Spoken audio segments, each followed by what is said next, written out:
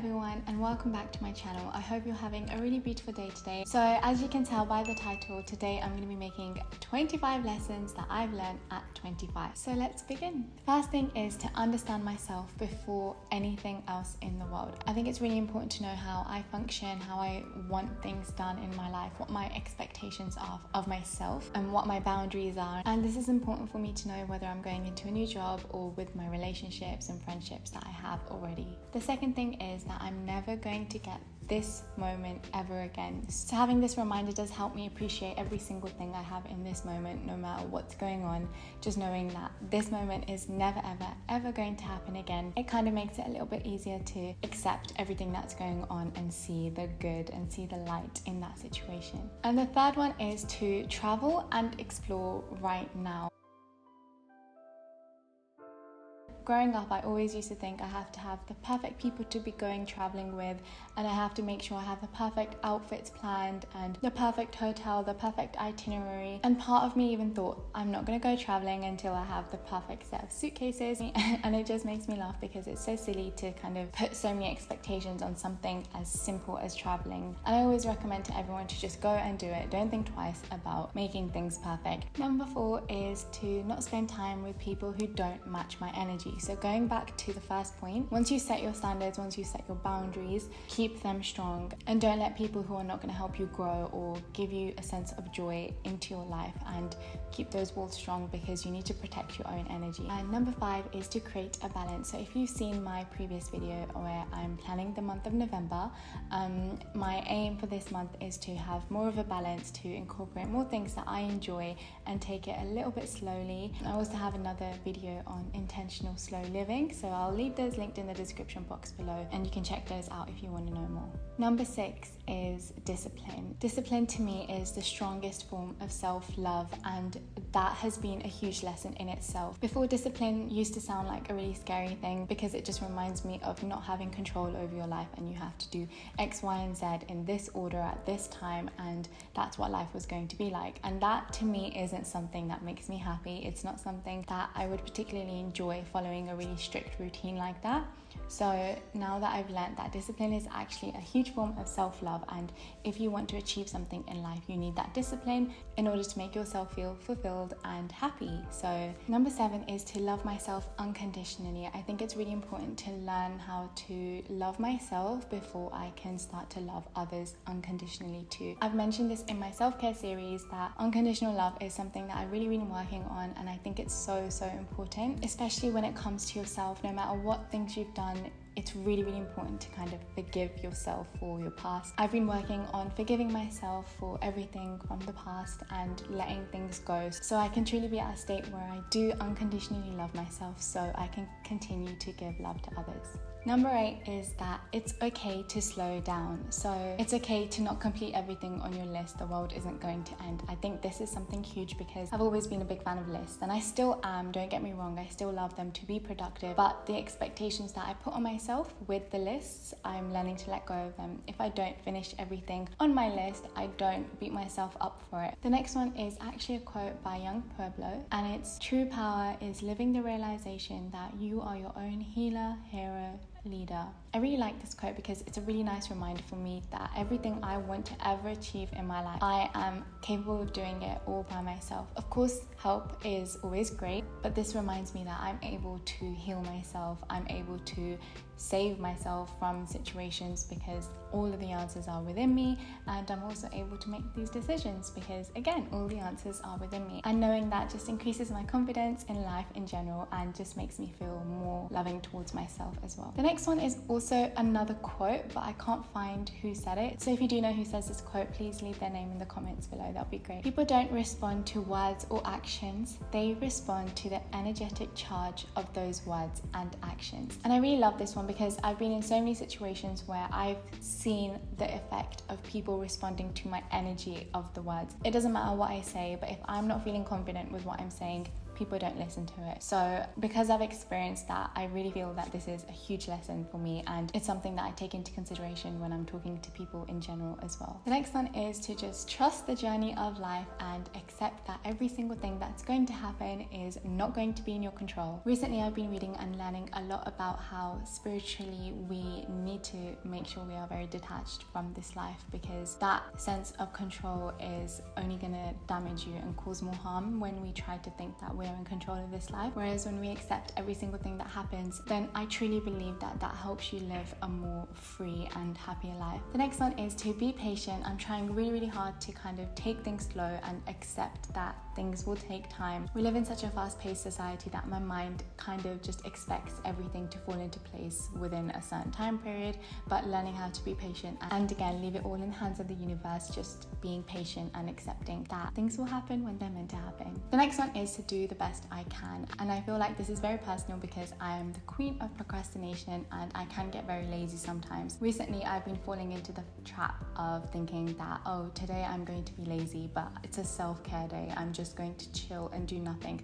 And don't get me wrong, I don't think those days are bad. I think they're very much needed actually. But for me, it's not that I need to rest, it's just because I'm being lazy. So reminding myself to do the best I can every single day is something good, because I know that I'm capable of doing work on this day, so I'll get it done. And the next one is to always remember that I should be surrendering to the energy of the universe, to the divine, to God. And this reminder is another thing that helps me feel I am not in control of everything, and leaving it to a higher power is something that I'm starting to find a lot of comfort in, and letting go of the control is really freeing. So just remembering the fact that we're all just a drop in the ocean and we're just this small in this whole universe is something that helps me not worry about a lot of things that I might worry about. Number 15 is that learning never ends. No matter how many books I've read or how many documentaries I've watched, I feel like I never ever want to stop learning, because I've been going back to books multiple times that I've read before and I always take something new. So I never want to dismiss anything because I think I won't learn something from it. Every single thing in life is there to teach you something, and if you give it the opportunity, you will always learn from it. Number 16 is to step out of my comfort zone, and I feel like I've done this pretty well this year with my YouTube channel and just being out there a little bit more on my social media, and I've learned so many things from that as well. The next one is realizing that I don't need a lot of physical things around me to make me happy,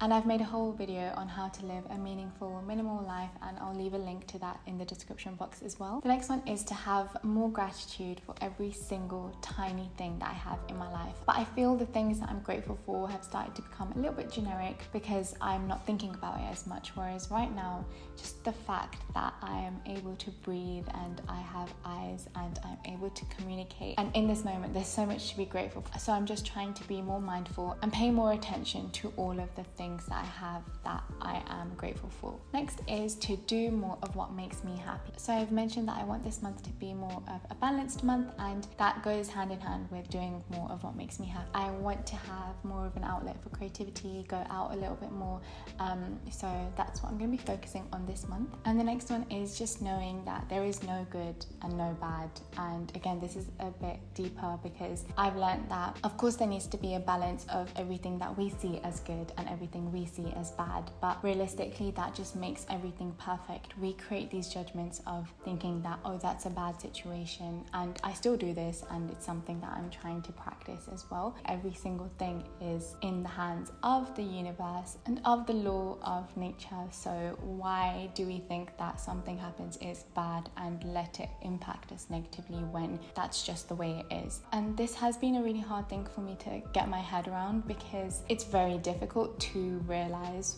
why bad things happen, but remembering that we need the bad to see the good is something that's been helping me accept it all. But if you do have any more thoughts on this that you can share with me, please leave them in the comments below, and maybe we can talk on Instagram as well. And moving on is intuitive eating and intuitive cooking. So fruits and vegetables are mostly made up of water, and I believe that like our thoughts impact every single water molecule that we're around. There's a book that I highly recommend that you all read, and it's called The True Power of Water, where they talk about how our thoughts and our energy is impacting water. And if fruits and vegetables are made up of mostly water, then our thoughts are impacting that food that we make. So remembering to just express so much gratitude towards my food for every single part of my meal that is created and put in front of me. And while I'm cooking in the kitchen, we always make sure that we're either reciting some Kirtan Simran or have some mantras going on in the background to make sure that the energy in the food is pure and made with nothing but love and